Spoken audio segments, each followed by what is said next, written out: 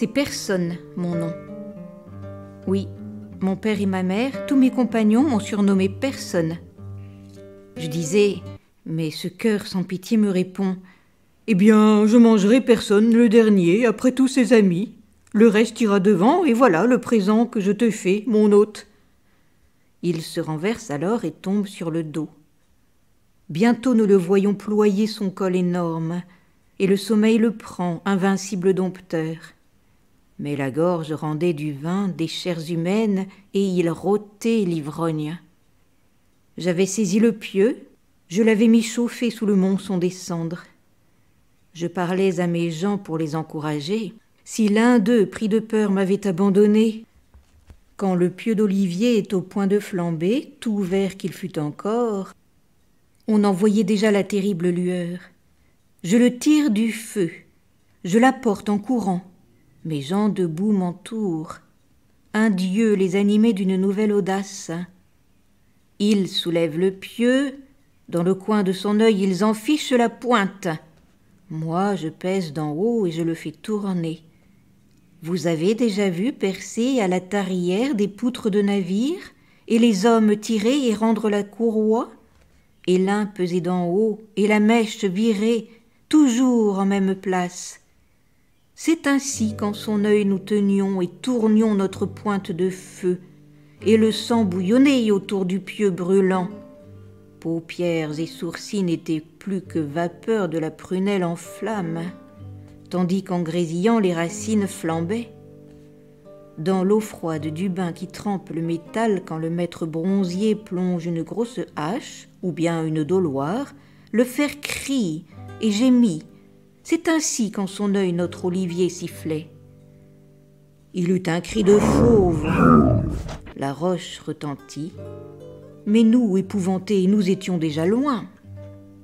Il s'arrache de l'œil le pieu trempé de sang, il le rejette au loin de ses mains en délire, il appelle à grands cris ses voisins, les cyclopes, qui dans le ventre de la falaise ont leur caverne. Ils entendent son cri, de partout ils s'empressent. Ils étaient là, debout tout autour de la grotte, voulant savoir sa peine. Polyphème, pourquoi ces cris d'accablement? Pourquoi nous réveiller en pleine nuit divine? Serait-ce ton troupeau qu'un mortel vient te prendre? Est-ce toi que l'on tue par la ruse ou la force? De sa plus grosse voix, Polyphème criait du fond de la caverne.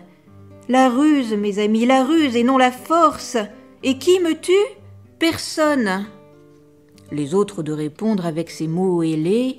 Personne. Contre toi pas de force. Tout seul. C'est alors quelque mal qui te vient de grand Zeus, et nous n'y pouvons rien. Invoque Poséidon, notre roi, notre père. À ces mots, ils s'en vont, et je riais tout bas. C'est mon nom de personne en mon perçant esprit qui l'avait abusé. Gémissant, torturé de douleur, le cyclope, en tâtonnant des mains, était allé lever le rocher du portail. Puis il s'était assis en travers de l'entrée, les deux mains étendues pour nous prendre au passage, si nous voulions sortir dans le flot des moutons. Il attendait de moi pareil enfantillage. Je songeais au moyen de nous arracher tous, les compagnons et moi, aux prises de la mort, et ruse et calcul. Je mettais tout en œuvre. Notre vie se jouait. Le désastre était proche. Et voici le projet que je crus le plus sage. Ces béliers étaient là, des mâles bien nourris, à l'épaisse toison. Sans bruit, avec l'osier qui servait de coucher à ce monstre infernal, j'avais fait des liens. J'attache ces béliers ensemble, 3 par 3. La bête du milieu portait l'un de mes gens. Les autres la flanquaient pour mieux cacher mes hommes, dont le poids reposait ainsi sur le trio. Il me restait, à moi, le bélier le plus fort. Je le prends par les reins, puis, coulé sous son ventre, je m'allonge en sa laine, et je reste pendu, tordant à pleine main sa toison merveilleuse. Rien ne lasse mon cœur.